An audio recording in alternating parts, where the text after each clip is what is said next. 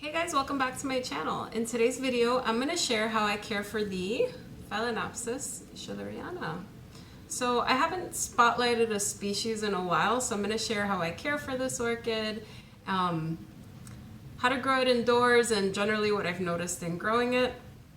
If you guys have been following me for a while, over the spring you remember that I repotted 100 different orchids, and the last orchid that I repotted, the 100th orchid that I repotted, was a Phalaenopsis Schilleriana. Unfortunately, it wasn't this one, so I accidentally killed that orchid. I got water in the crown, something you shouldn't do with Phalaenopsis orchids. I was just a little sloppy when watering, got water in the crown, and then all the leaves fell off. So my friend Ray gave that to me, so I'm sorry, Ray. So anyway, I have a new Schilleriana here. This was gifted to me as well, and it came in spikes, so I can't take credit for the blooms. So I'm going to share what I've learned and how to care for this orchid, what to do, what not to do, like in my case when I killed mine, and some background on this orchid. If you guys like this kind of video, don't forget to give it a thumbs up, and let's jump right in. So the Phalaenopsis Schilleriana has been described for a long time. So it was described in 1860. So it's one of those orchids that has been known for a very long time. It is endemic to the Philippines, where it grows on trees, and it gets nice, hot, and humid conditions. So it grows in a very warm tropical climate. So this is fine to grow indoors. You could grow it under lights, or you could grow it on a windowsill, provided it gets indirect light. In the wild, it grows under trees where it's covered by leaves, so it gets like dappled sunlight. So if you're growing it on a windowsill, like an east-facing window is good. If you're growing it under lights, you don't have to give it too much light. I would keep it away from anything too strong, like say like cannabis level lights. Those are really strong. Just moderate light is fine. How cute is it? So it's quite easy. Like, it's not like a Cattleya. You can give it Phalaenopsis type care. This is a species though, which you can tell by the mottled leaves. Isn't it beautiful? It's so pretty. I love the pattern here.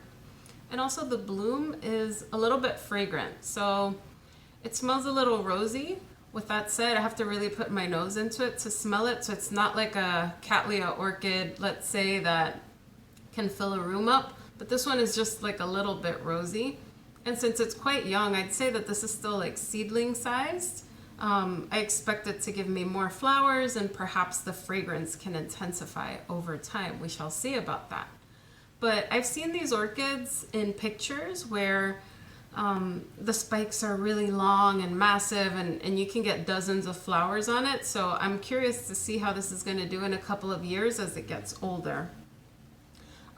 In terms of the potting media for the Phalaenopsis Schilleriana, I have it in moss. You want to put it in something that's going to give it good moisture, yet not be too soggy. So depending on your environment, you can give it maybe bark, but make sure you water it pretty frequently to keep it humid.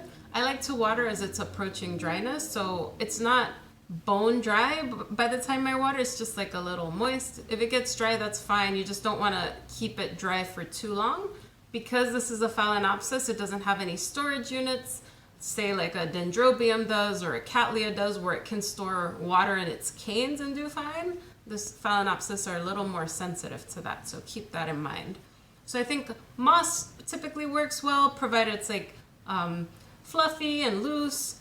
You could mix it with bark and sphagnum moss, that way you have a good air to moisture ratio. Depends on your environment, how often you're able to water. Just make sure it's not too like soggy in the pot is what I'd say. In terms of temperatures, because it's from a warm tropical environment, this benefits from about 60 degrees to, I'd say 90 degrees is fine. That's where it generally grows. A couple of degrees higher and lower is fine for, you know, a short period of time. So if this is getting 55-degree temperatures, that's okay, provided it's not too long. If it's over 90, it's okay, provided it's not too long. But you want to keep it, you want to keep some airflow going on it if it's too hot or too warm, because it can burn the leaves. It can stress the plant out a little bit. So you don't want to overdo it with too high temperatures or too low temperatures. So indoor temps are generally fine. Because it grows in the Philippines in a very warm, humid climate, if you have dry conditions like I do in New York City in the winter, you can mist it, or a humidifier is totally fine to get the ambient humidity up. But the most benefit comes from potting, making sure that the roots have the humidity. So I don't think it's a huge deal if it's like super, super humid, but it'll benefit more if it does get some ambient humidity around the leaves and stuff, in my opinion. It is 26% relative humidity right now in my apartment, which is on the low end, so I will mist in the morning.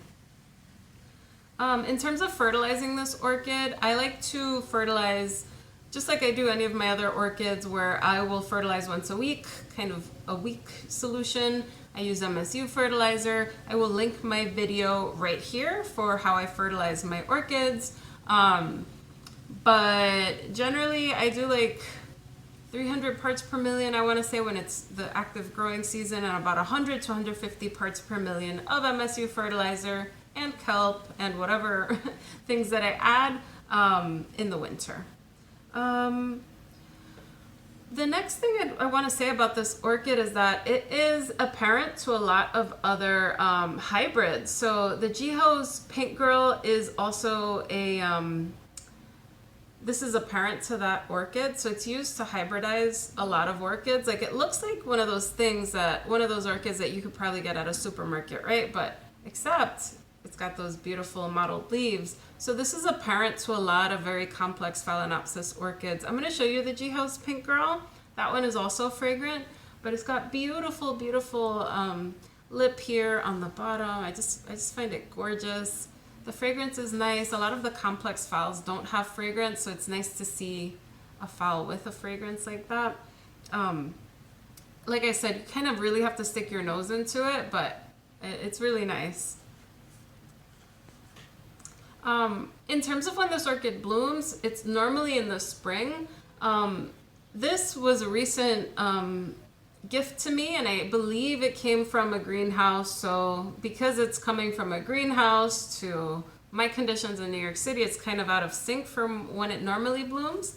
But I expect it to, when this is done, it may bloom again in the spring, or may take a break for the year and bloom for me next spring.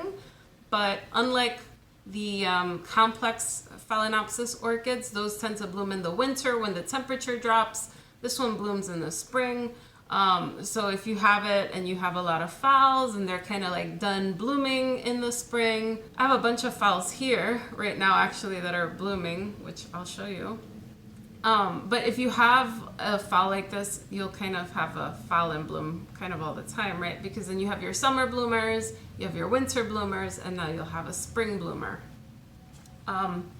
In terms of getting it to bloom, it's like other phal orchids where you basically want to give it like a day-night temperature differential, because that's how they grow in the wild, right? So at night the temperature drops a little bit, during the day it's a little bit warmer, and when the temperatures get a little cooler at night during the winter, that's what starts triggering the spike to bloom. Usually happens in the fall for a lot of the complex phals. For this one, happens during the winter from where it's from.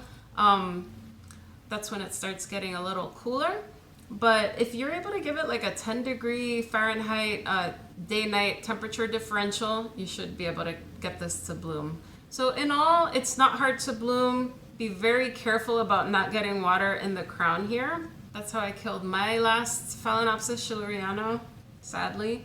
But provided you give it airy mix for the roots, the temperatures stay between 60 and 90. A little bit higher, a little bit lower is okay. This will grow really well for you. Anyway, guys, I hope you enjoyed this video. If you enjoyed it, leave me a comment down below, and I will see you in the next video. Bye, guys.